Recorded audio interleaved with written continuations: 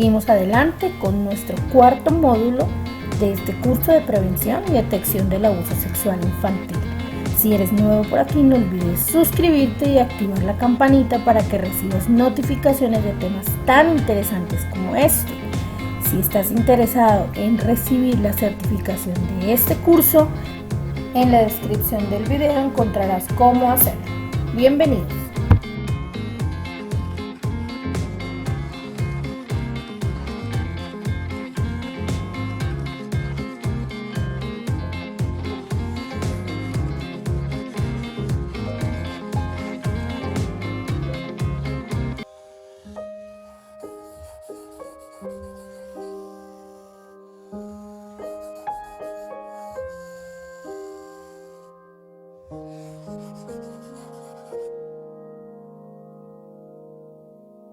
Cumpleaños feliz, cumpleaños feliz, te deseamos todos, cumpleaños feliz.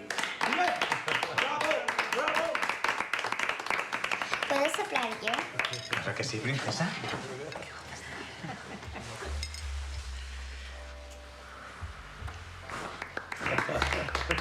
Uy, mira que te has manchado. Felicidades, mi amor. Oh, qué bonito, qué romántico. Jaime, hemos pensado que con la mujer que tienes no te hacen falta regalos. No te hemos traído nada. No es verdad, yo sí tengo algo.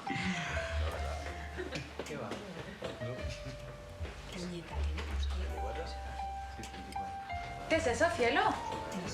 He escrito una carta a papá. Venga, ponte ahí para leerla. A ver, silencio, que Lucía va a leer algo. ¿Ya? Mi papá es el mejor padre del mundo.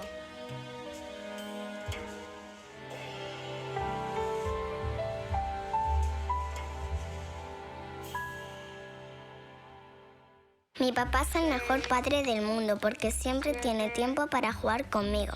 El fin de semana, mamá, papá y yo jugamos al twister, a las películas o al escondite. 11, 12, 13, 14 y 15.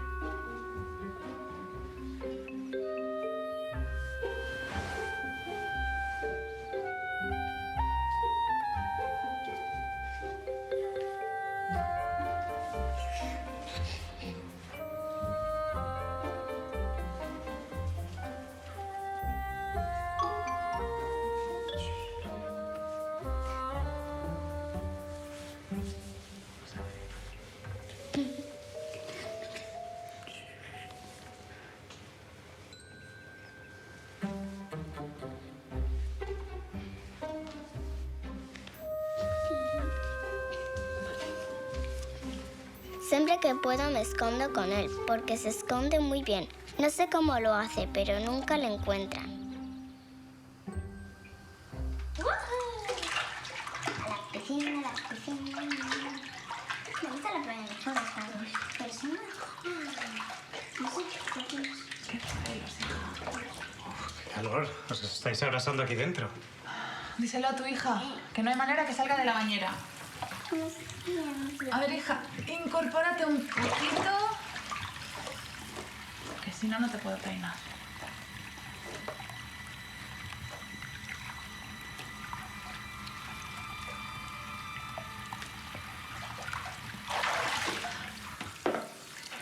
Mira mis manos. Sí, pero ¿lo vas a dejar todo perdido?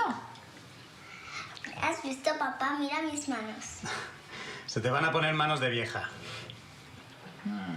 Y como no salgas pronto de la bañera, te vas a quedar así para siempre. A veces mamá no está y papá me deja bañarme todo el rato que quiera y me frota el cuerpo para que esté muy limpia y así tiene la hija más bonita del mundo. Pero no quiero ser solo guapa. Cuando sea mayor también quiero ser tan lista como papá porque sabe muchas cosas.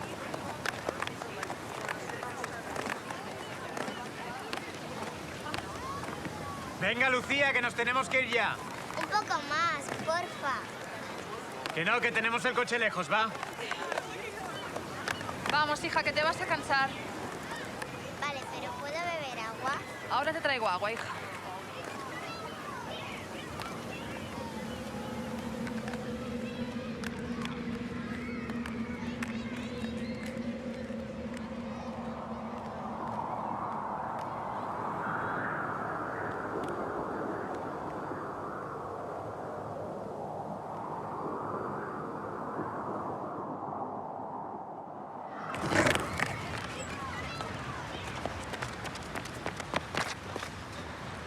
¿Qué ha pasado, princesa? He pisado una piedra. ¿Pero te encuentras bien? Sí. Sí. Venga, va, que te ayudo a levantar. Sabe cosas de doctores y si me hago daño, sabe qué hay que hacer para que me cure.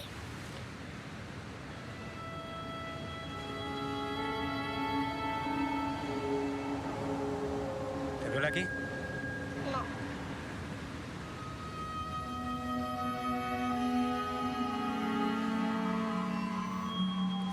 ¿Y aquí?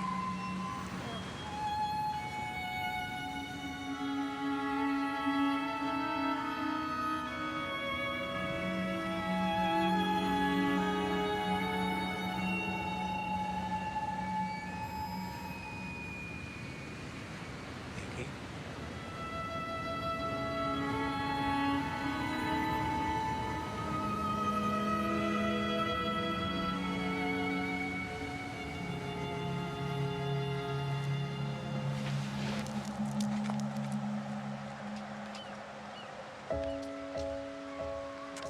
¿Qué ha pasado?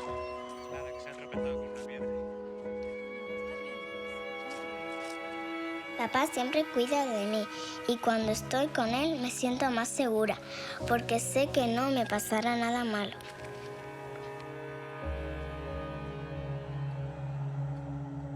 En el cole todas mis amigas son chicas. Los chicos son tontos y solo quieren jugar a fútbol.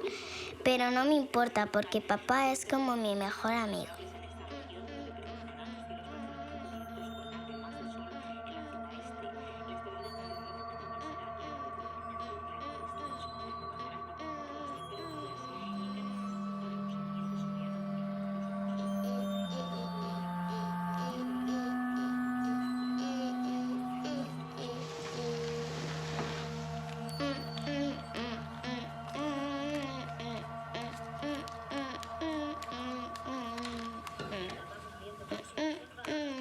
Hola, Lucía. Hola, ¿No tendrías que estar en la cama? estoy esperando a que mamá me dé las buenas noches. Lucía, mamá vendrá tarde.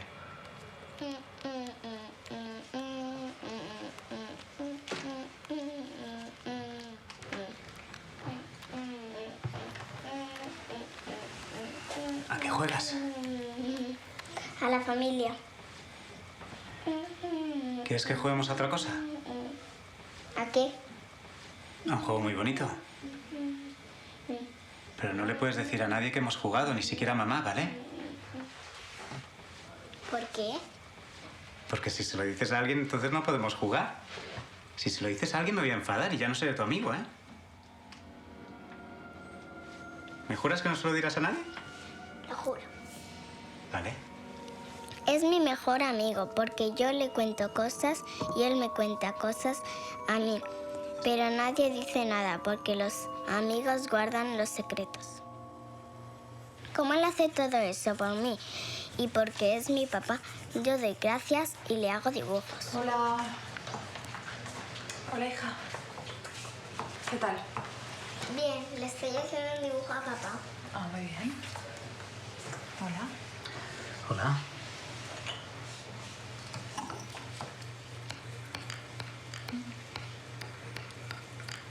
¿Qué estás preparando? Un poco de pasta, Lucía, le apetecía.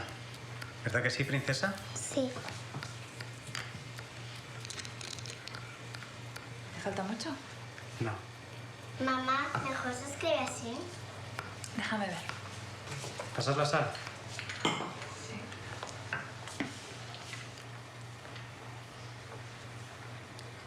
Me podrías dar las gracias, ¿no? Gracias. Jaime, ¿por qué te comportas así? ¿Así como? Como si fuese un estorbo. Papá, ¿quieres ver el dibujo? Ya lo he acabado. Ahora no puedo, Lucía, que estoy cocinando. ¿También piensas ignorarme? Mira, papá, que ya está. Que no puedo, que estoy ocupado.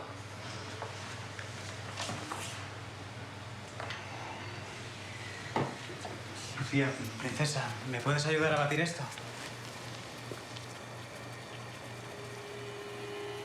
¿Es que solo existe Lucía en esta casa?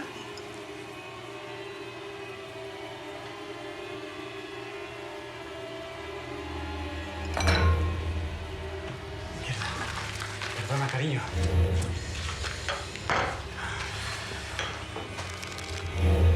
Papá me ha dicho que mis dibujos son muy bonitos y que los pone en su oficina para verlos todos los días. Y así piensa en mí a todas horas, porque me quiere más que a nadie y no dejaría que algo malo me pase nunca. Por eso es el mejor padre del mundo.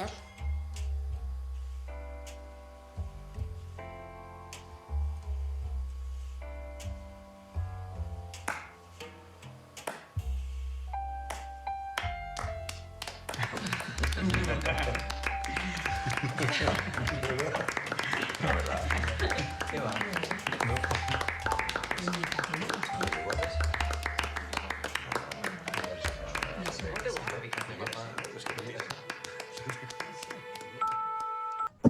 Seguimos adelante con nuestro curso de prevención y detección del abuso sexual infantil. En este módulo vamos a estar compartiendo en este módulo qué hacer si un niño dice que es abusado sexualmente, cómo debemos actuar. Es importante, clave, que nos convirtamos en personas útiles en el momento. Vamos a mirar qué atención inicial le podemos dar al caso. Vamos a estudiar un poco acerca de las rutas de atención integral establecidas a nivel de distrito. Y pues obviamente vamos a conocer un poco acerca de dónde denunciar, tener unas orientaciones claves que nos permitan actuar de manera oportuna. ¿Qué hacer si un niño dice ser abusado sexualmente? Esto es un tema bastante complicado y es necesario que nosotros nos convirtamos, como les dije inicialmente, en adultos útiles o en personas útiles en el momento y no que nos convirtamos en personas que entorpezcan una investigación o que terminen generando, en lugar de alivio, confusión y actuando de manera incorrecta.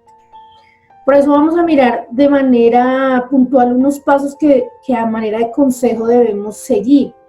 No es fácil estar frente a una situación y más cuando la víctima tiene un vínculo afectivo muy cercano con nosotros. O sea, es bien complicado decir voy a hacer esto, voy a hacer aquello, pero cuando se trata de un hijo, cuando se trata de un sobrino, cuando se trata de alguien muy cercano, pues es bien complicado. Pues Dios nos ayude y nos dé la fortaleza en el momento para poder hacer las cosas correctamente, porque de ello pues va a depender que las cosas salgan a feliz término.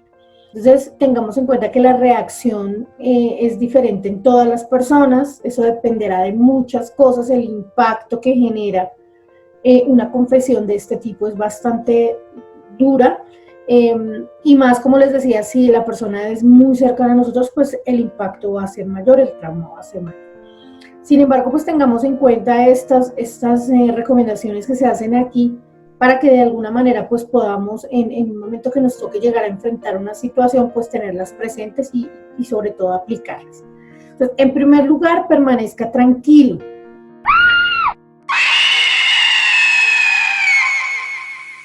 El grito, la angustia, eso va a traer más confusión a la víctima. El estrés no va a solucionar las cosas.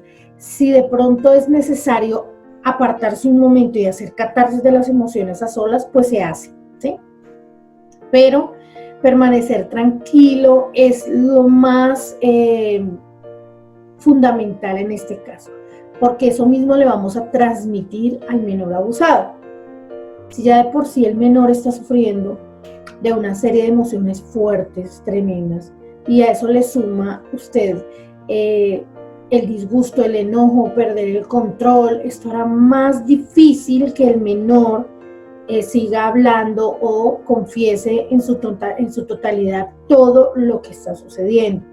Recuerden lo que hemos visto hasta este punto, que si el menor viene siendo víctima de una serie de amenazas, de coerción, ¿sí? Por parte del victimario, si ese menor viene siendo atacado frecuentemente con insultos, con palabras, a eso súmele la agresión sexual, y luego de que trata de poner en evidencia lo que está pasando a la persona a la que se lo cuenta, termina explotando, perdiendo el control y pues alzando la casa en gritos, eso va a generar muchísimo más desconcierto en la víctima y posiblemente haga que el chico no siga contando lo que pasó o se retracte o genere una serie de sentimientos pues que no nos van a beneficiar. En segunda instancia, créale a la víctima. Es bien importante asegurarle al menor, asegurarle a la víctima que él no tuvo la culpa de lo que sucedió. Recuerde que él viene sufriendo una serie de hostigamientos psicológicos, una serie de presiones psicológicas de parte del victimario, en donde se trata de someter a la víctima, imposibilitarla, y eso se hace a través de una coerción psicológica tremenda. Entonces, amenazas, hacer sentir a la víctima culpable, ¿sí? Entonces, usted tiene que ser el polo opuesto, el punto opuesto. Hágale sentir a la víctima que no tiene la culpa de lo que sucedió y créale. Creerle no significa que inmediatamente toda la versión que el menor está dando, pues, es totalmente creíble y entonces ya con eso va a bastar para enjuiciar a una persona y pues mandarlo al paredón. Quisiéramos que fuese la justicia un poco más dura en cuestiones de esto de abuso sexual infantil y no es así, pero también recordemos que no todas las versiones de abusos sexuales infantiles son ciertas. Han habido casos en los que el victimario resultó inocente por muchos aspectos que pues no vamos a ahondar en ellos, pero sí han habido muchos casos donde no ha sido cierto lo del abuso sexual. Sin embargo, en el momento se tiene que creerle a la víctima y tiene que hacerle además sentir a la víctima que no está solo. Elógielo por ser valiente al contarlo, ¿cierto? Apláudale porque eso es un gesto de valentía y hágalo sentir seguro, también para que él pueda o ella sentirse en la confianza de contar con detalles lo que sucedió, sea por sí o por no. Hay que creerle a la víctima en el momento. Recuerden que va a empezar a haber una serie de investigaciones, lo que se viene de ahí para adelante pues es un proceso bastante largo, bastante arduo. Entonces lo primero es creerle y hacerle sentir protegido. En tercer lugar, protéjale inmediatamente manteniéndolo alejado del abusador. Eso es lo más importante. Si el niño o la niña cuenta que está siendo abusado dentro de su casa, el niño tiene que ser retirado inmediatamente de allí. Si lo contó estando en el jardín infantil o en el colegio, como nos ha pasado en algunas ocasiones, que el niño se abrió con la maestra porque sintió más confianza con ella de contar lo que le estaba pasando, que es inmediatamente lo que los protocolos dictan, ese niño no puede volver a su casa. Y en eso tenemos que nosotros ser bastante decididos a la hora de actuar. Sé que se generan una serie de dudas, de desconciertos en el hecho de pensar lo que a mí me puede pasar, que si el niño está contando que está siendo abusado por el papá o el padrastro y el tipo pues es terrible y es, mejor dicho, genera el miedo, el pánico. Ahí debemos tomar decisiones que van también muchas veces en contra de lo que queremos hacer, porque yo conozco de muchas personas que prefieren hacerse a un lado, dicen, por evitar problemas.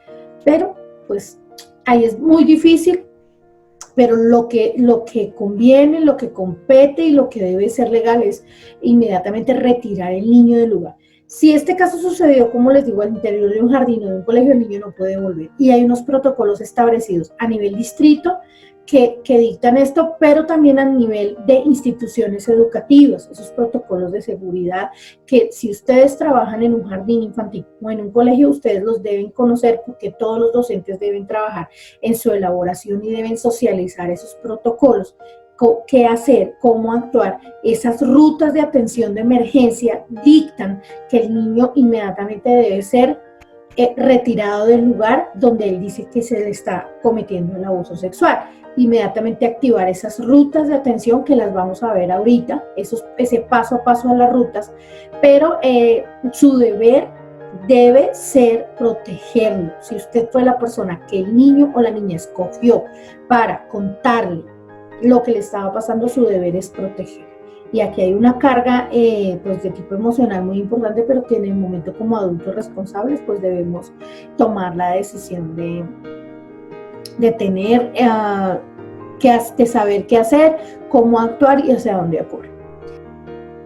En cuarto lugar, obtenga ayuda. Si usted tomó la decisión de proteger al niño, sacarlo del entorno donde se le está provocando este abuso sexual, usted debe buscar ayuda inmediatamente. Ya debió haber avisado a las autoridades. Ahorita vamos a mirar en dónde y cómo denunciar, pero lo primero que usted debe hacer es llamar a la policía. Generalmente en estos procesos o en estas denuncias por abusos sexuales infantiles o maltrato, siempre va a acudir la policía de infancia y adolescencia, pero cuando se habla de un abuso sexual van a venir acompañados por una ambulancia. El 123 va a conectarse inmediatamente con la Secretaría de Salud y van a enviarle al lugar donde está el menor, no solamente una patrulla de infancia y adolescencia, sino también una ambulancia medicalizada que va a ser como el primer peritaje. Ese médico que viene ahí va a hacer el primer peritaje de la víctima.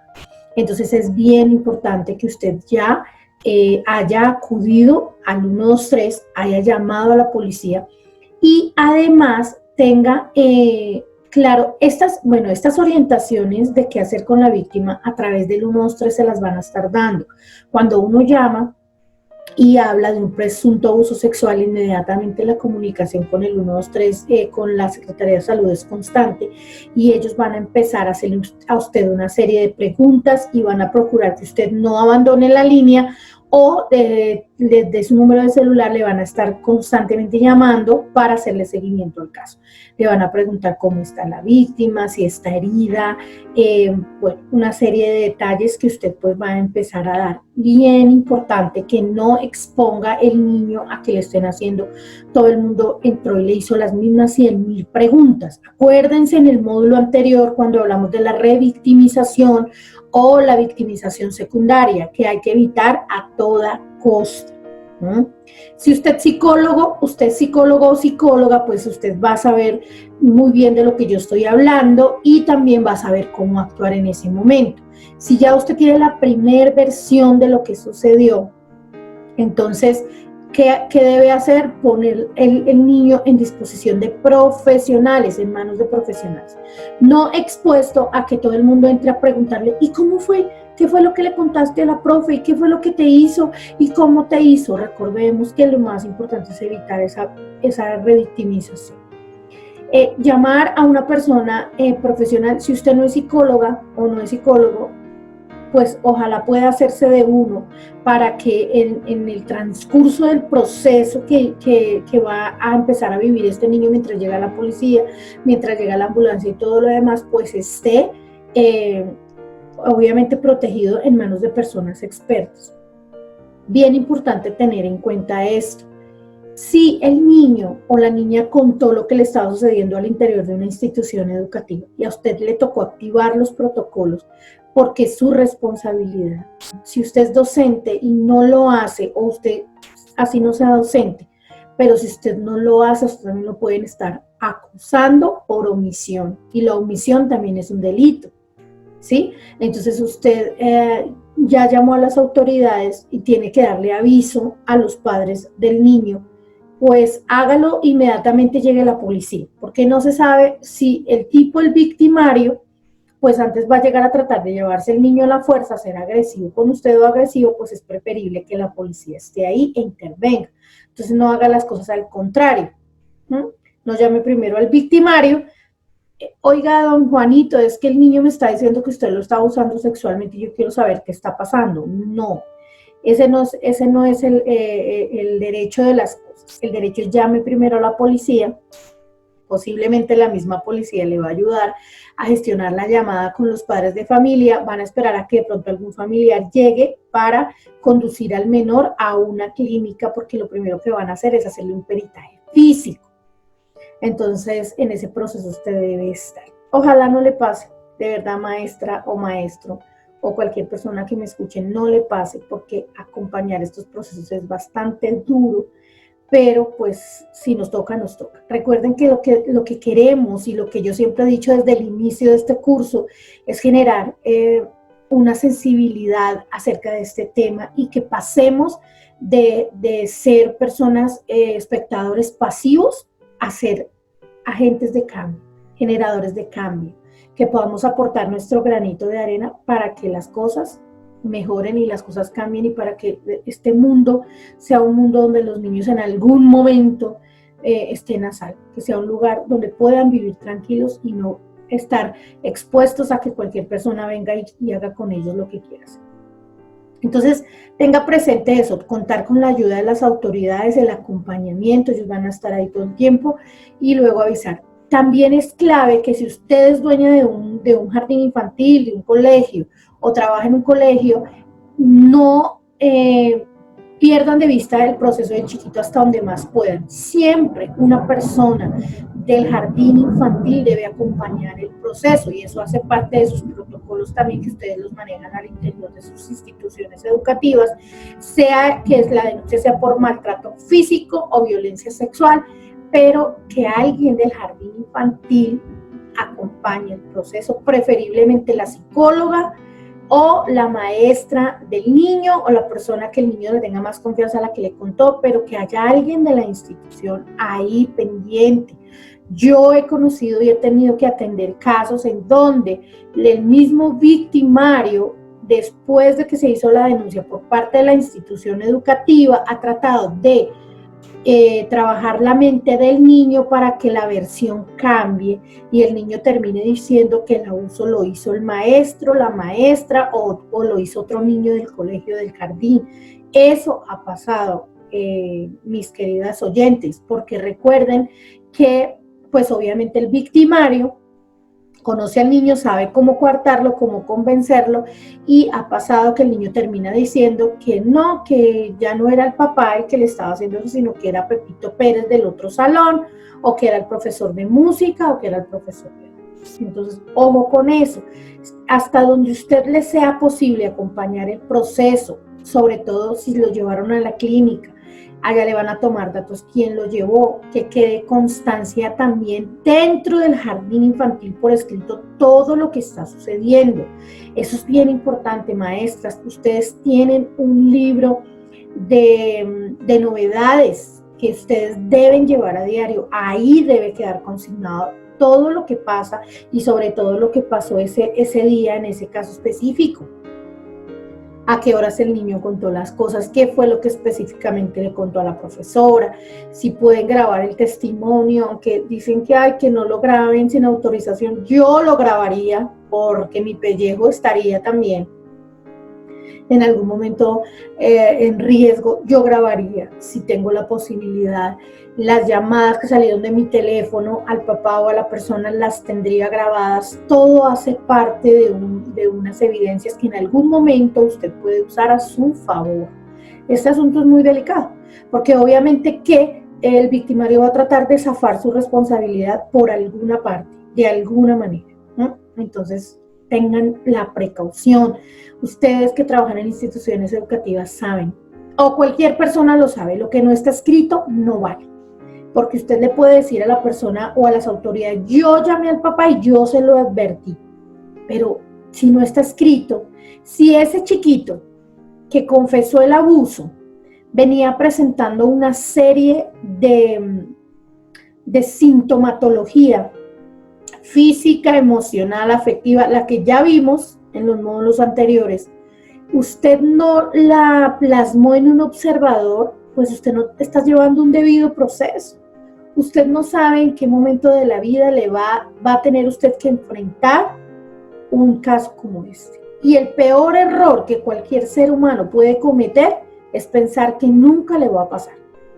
Y se los está hablando a una mujer que por experiencia propia tuvo que enfrentar una situación tan difícil como la muerte de un niño de 4 años dentro de un jardín infantil que era mío, hace muchos años. Y a las personas más cercanas con las que trabajo, mis profes más cercanas lo saben porque les he podido contar este testimonio y se los cuento solamente para que ustedes vean, uno, que yo tengo autoridad por lo que estoy hablando, porque quien más que ha vivido las cosas tiene autoridad para decírselo. Y además se los hablo con el deseo y el anhelo de que usted me preste atención y no viva lo que yo viví, porque son los momentos más angustiantes y más terribles que una persona puede vivir. La muerte de un niño de 4 años por causa de un paro cardiorrespiratorio, que era la voluntad de Dios llevarse chiquito, sí, pero que se lo llevara en mis manos es lo que inicialmente yo no entendía. Porque no se moría en su casa, porque no se moría camino al jardín, tenía que ser dentro del jardín cuando estaba bajo mi responsabilidad. Eso es algo tremendo. Y el proceso que se viene de ahí para adelante. Yo les cuento que solamente por la bondad y la misericordia de mi Señor es que yo estoy contándoles a ustedes lo que pasó, pero yo sentí en esos días que yo me iba a chiflar. Es algo bien doloroso.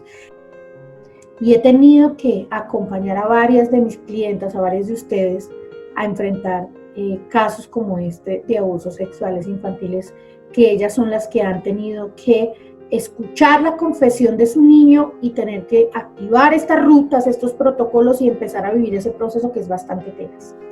Entonces, si ya de por sí es duro, entonces mucho más va a ser duro si ustedes no han llevado o no llevan dentro de sus jardines infantiles el debido proceso.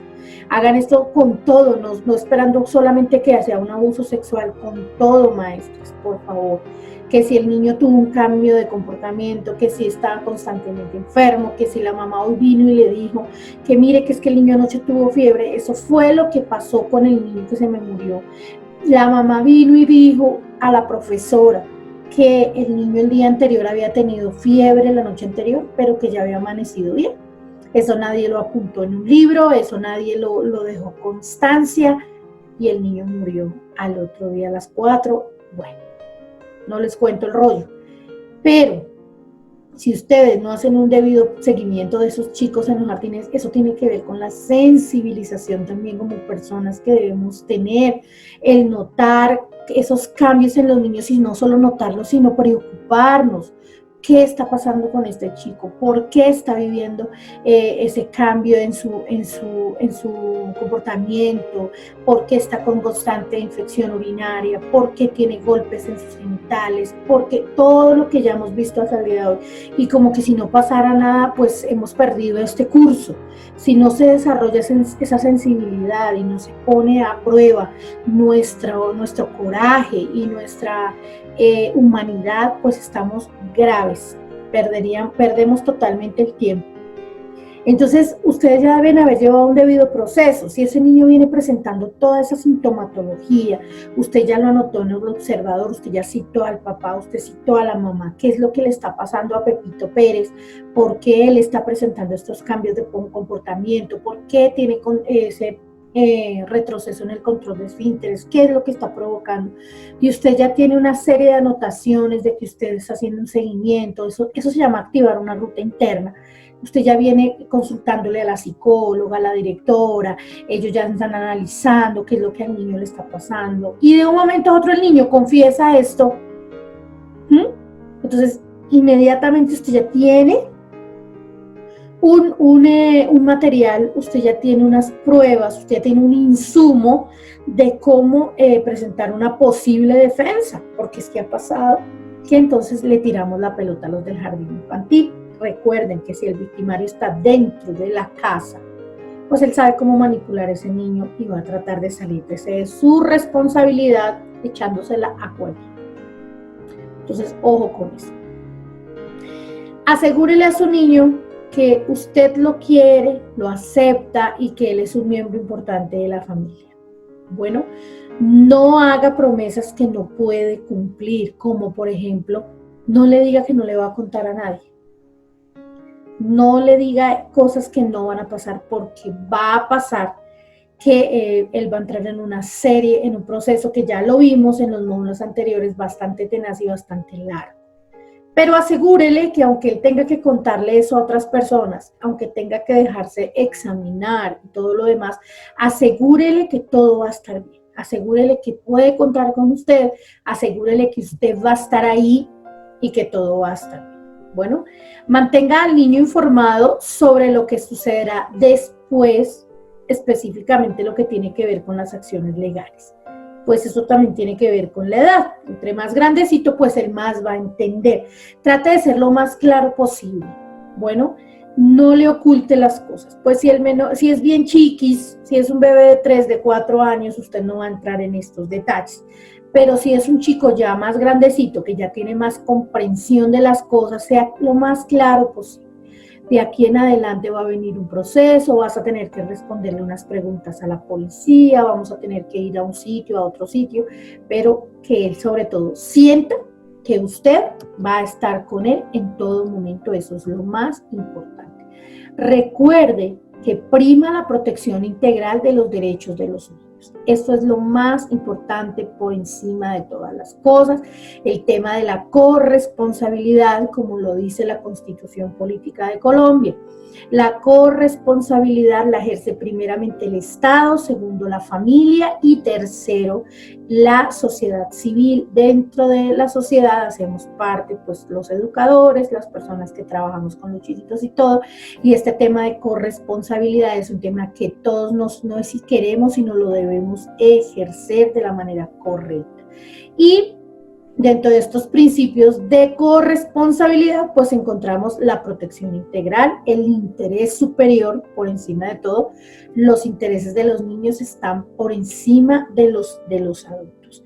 Ay, que es que el abusador es mi tío Checho, que él ha vivido conmigo toda la vida, su tío Checho pa'l carajo.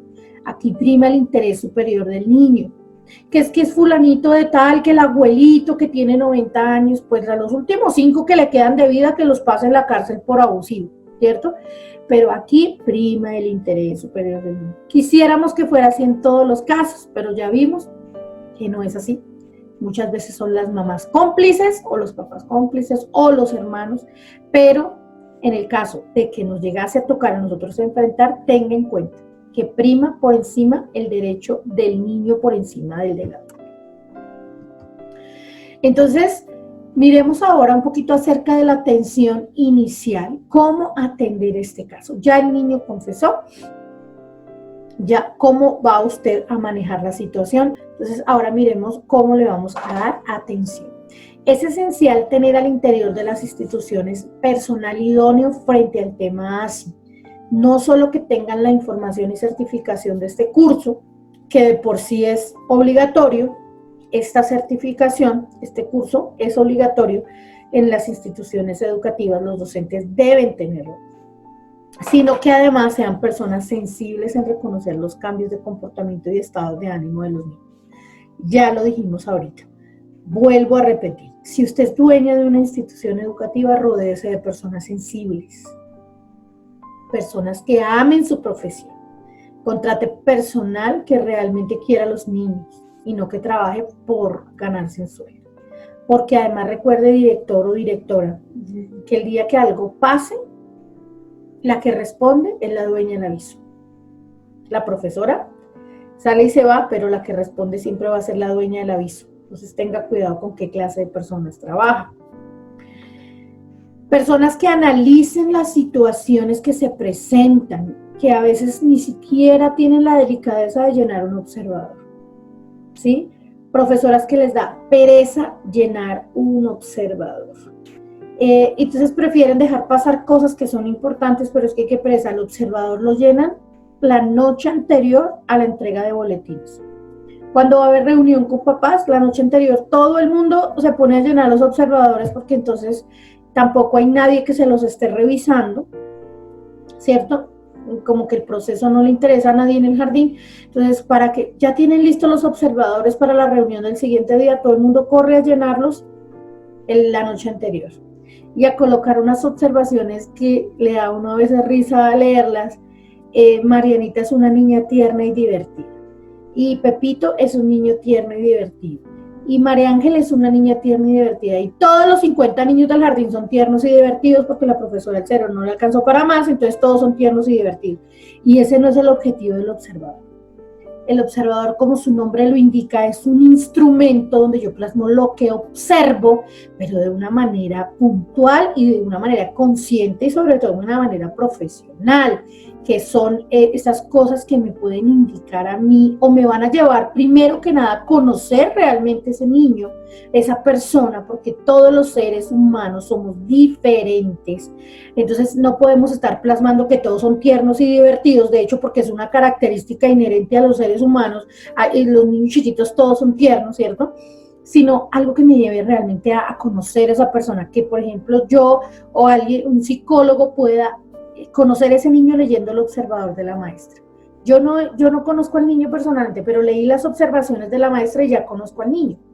¿Por qué? Son observaciones puntuales, profesionales, claras. No es hacer un diario tampoco.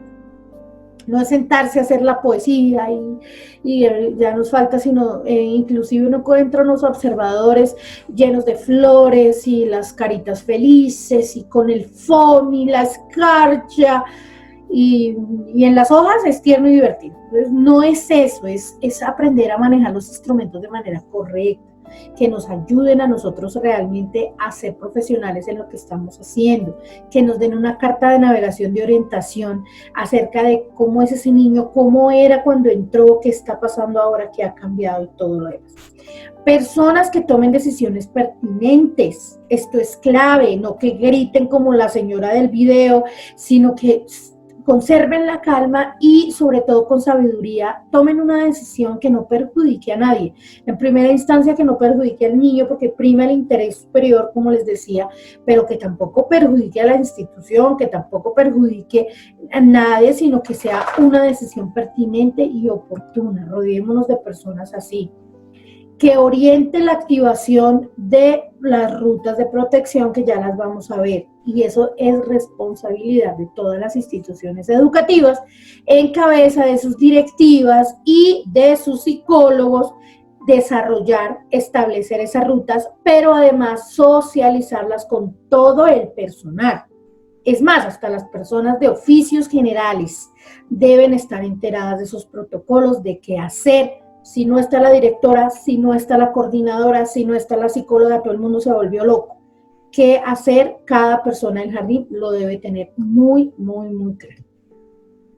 En este sentido es necesario desarrollar un protocolo interno, ¿sí? Que todos conozcan, como les decía, y que sepan cómo actuar, que la institución participe en redes de apoyo existentes, eso es bien clave, que ustedes como instituciones educativas estén conectadas muy cercano con instituciones, con redes de apoyo. Hay muchas en la ciudad, por ejemplo, ustedes, empezando por las autoridades cercanas, que el CAI del sector les conozca. Ustedes ya pasaron una carta al comandante presentando el jardín infantil, hablándoles acerca de cuántos niños hay, todo lo demás, pero además de eso mirando en la localidad donde están, teniendo por lo menos el número del ICBF, la Secretaría de Integración Social local, en cada localidad hay una Secretaría de Integración, mirar esas instancias que pueden en algún momento aportarle algo positivo en caso de que tenga usted que enfrentar un caso como este. No se limite solamente a notificar la sospecha a la familia, sino asuma la responsabilidad de acompañamiento, ya se los dije, y todo debido proceso de estar documentado y firmado. También ya se los dije, importante que lo tengamos en cuenta, que conozcamos las leyes en cuanto a lo que tiene que ver con estos asuntos.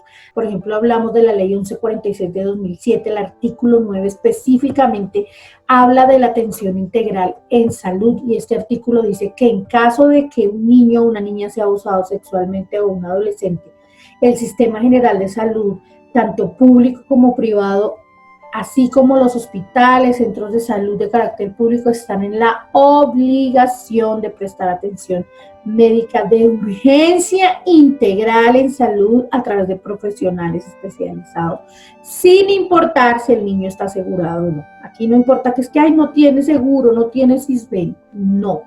Esta ley, por eso es importante conocerlas. Hacer valer nuestros derechos es bien importante. La atención debe incluir como mínimo que los niños y las niñas o las víctimas sean atendidos en instituciones prestadoras de salud, EPS, IPS, ARS, cualquiera, previamente mencionados de manera inmediata y en cumplimiento del principio de prevalencia de sus derechos, clasificándolo y atendiéndolo como un caso de urgencia médica.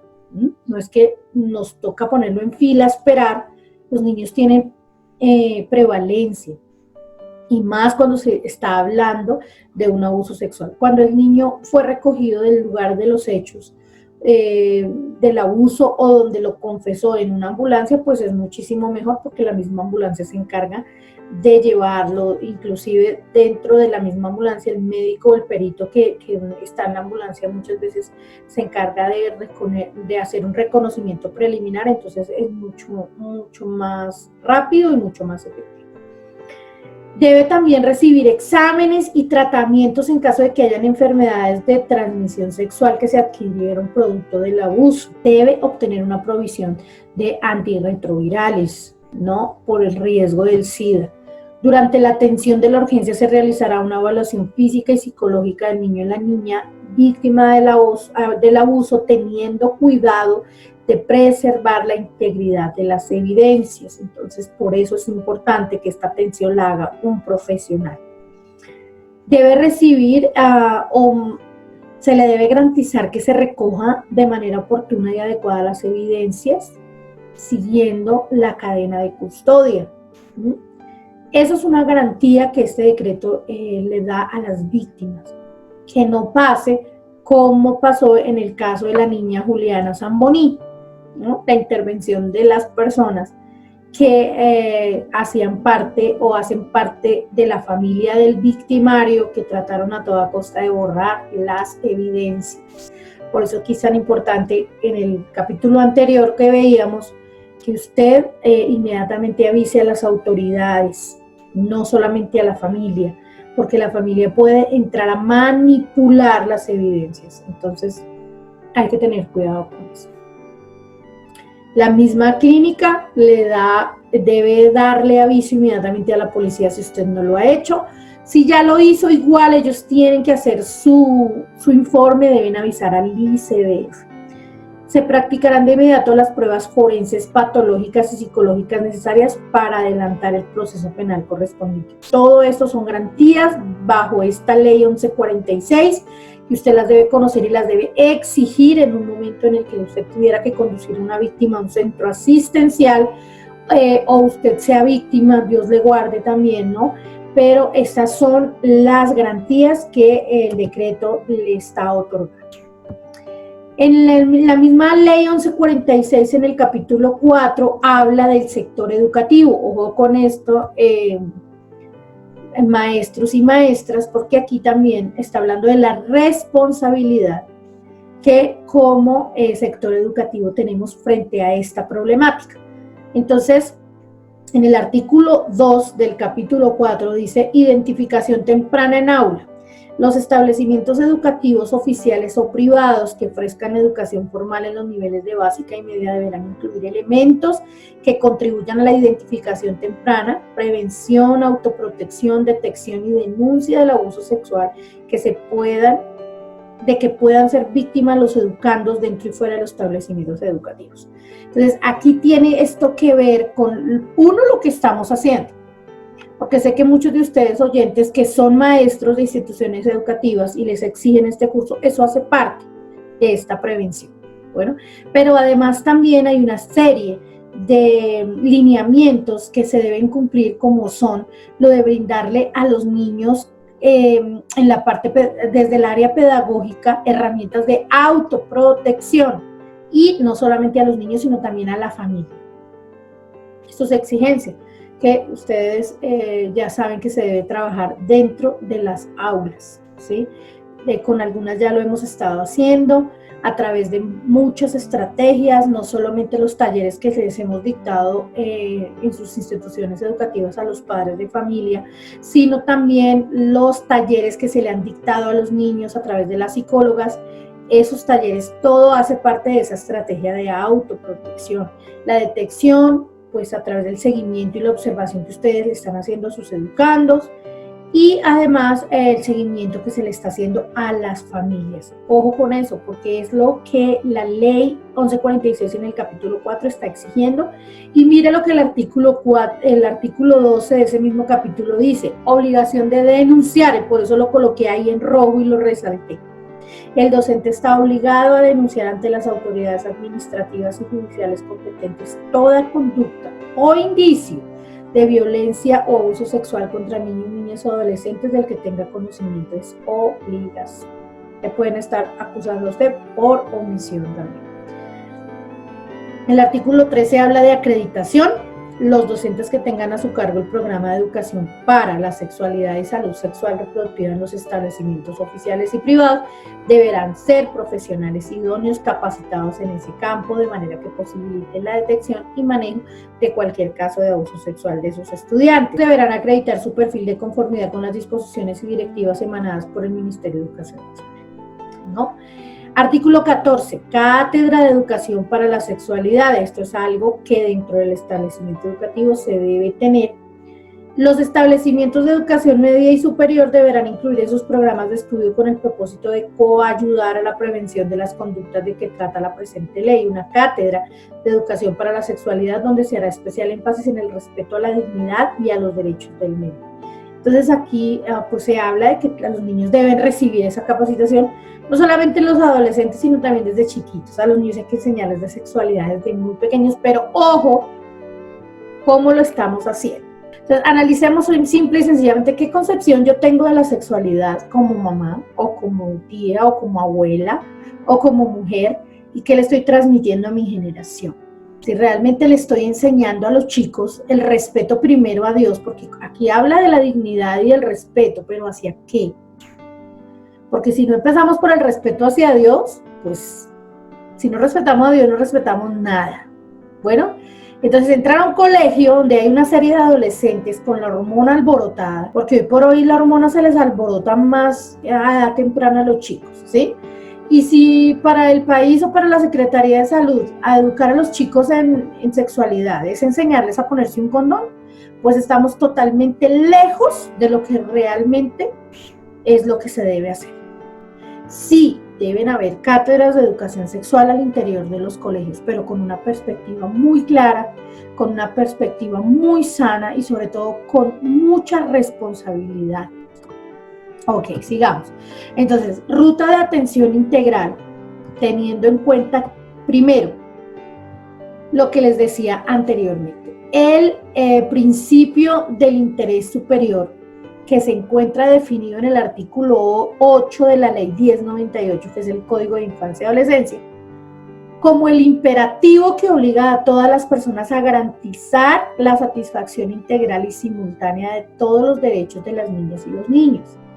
Lo anterior implica que las medidas que se adopten para proteger integralmente a un niño o a una niña deben basarse en la legislación que le otorga efectividad y exigibilidad a sus derechos.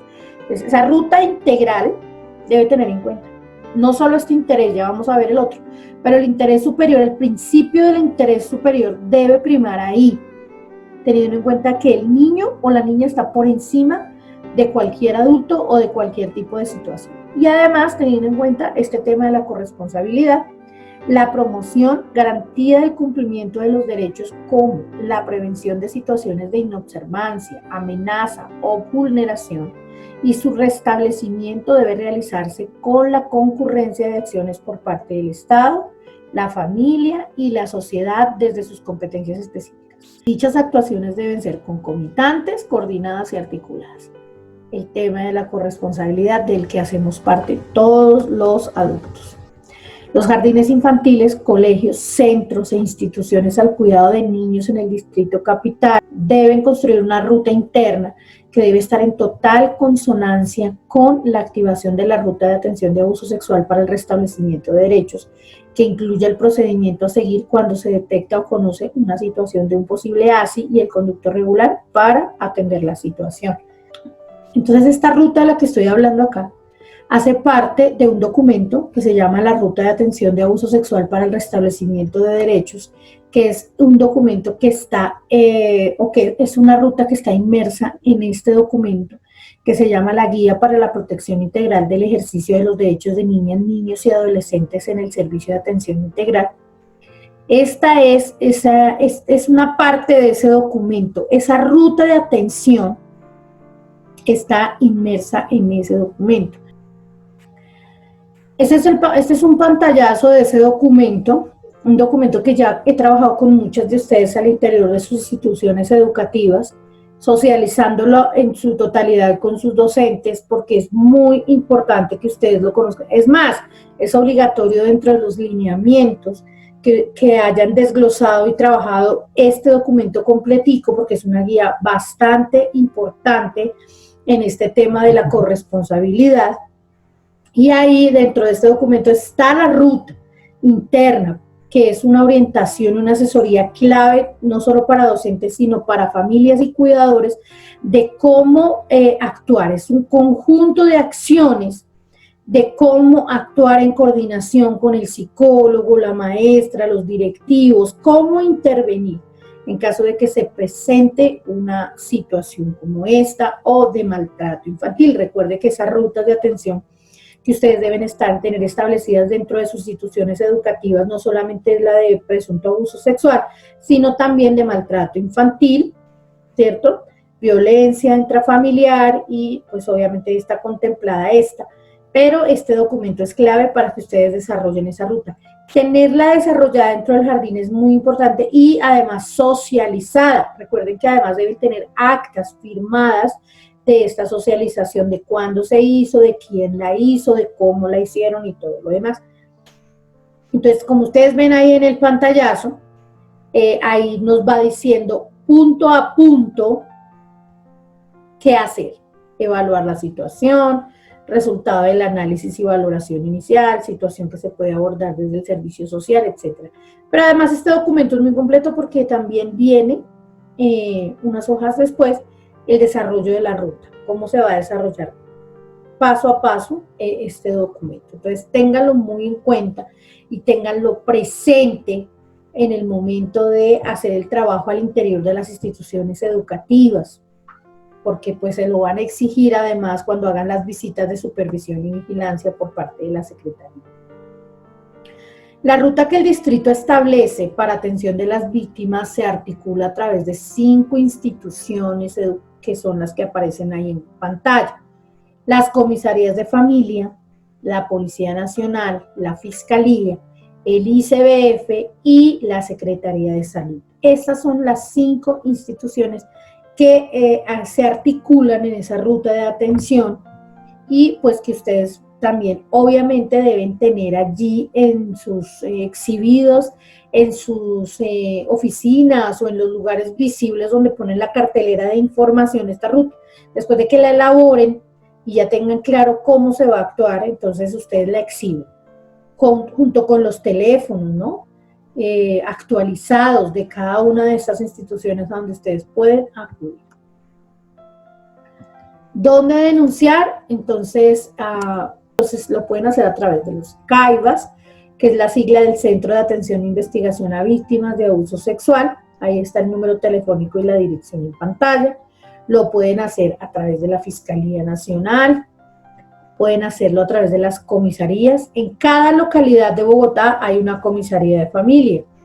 Y recuerde también que usted pues tiene un directorio actualizado en su oficina, no está de más que tenga todos estos números o en la misma ruta de atención en caso de alguno de los abusos que ya hemos mencionado, que tenga actualizadas las direcciones electrónicas y los teléfonos de estas instituciones. puede hacerlo a través de los CESPA, que son los Centros Zonales Especializados para Adolescentes. Esto tiene una sede en Puente Aranda y allí específicamente reciben o recepcionan las denuncias cuando el agresor tiene entre 14 y 18 años. Interesante también tenerlo muy presente. Las personerías también reciben las denuncias a través de esos correos electrónicos o a través de la línea 143. Las DIS, que es la Secretaría de Integración Social, también a través de la Subdirección para la Infancia, ahí está el número telefónico.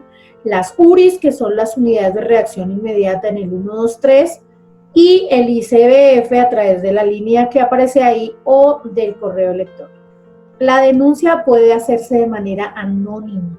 No necesariamente usted tiene que dar sus datos, que ir personalmente, pero lo que sí debe tener bien presente es que usted debe tener la mayor cantidad de datos posibles, dónde vive el agresor, la dirección, el teléfono, cómo se llama, cuántos años tiene, etcétera, etcétera. Que sea muy nutrida la información que usted le va a dar a las autoridades, porque pues les va a ayudar en su proceso. Si no se atiende a la víctima ni se garantiza ninguno de los derechos antes mencionados, pueden acudir a la Defensoría del Pueblo, a las personerías o a la Procuraduría y hacer la respectiva denuncia si de pronto en algún centro de atención se les negó lo que ya vimos a través del decreto de la ley 1146, entonces denuncie esa omisión a esos derechos a través de estas instituciones.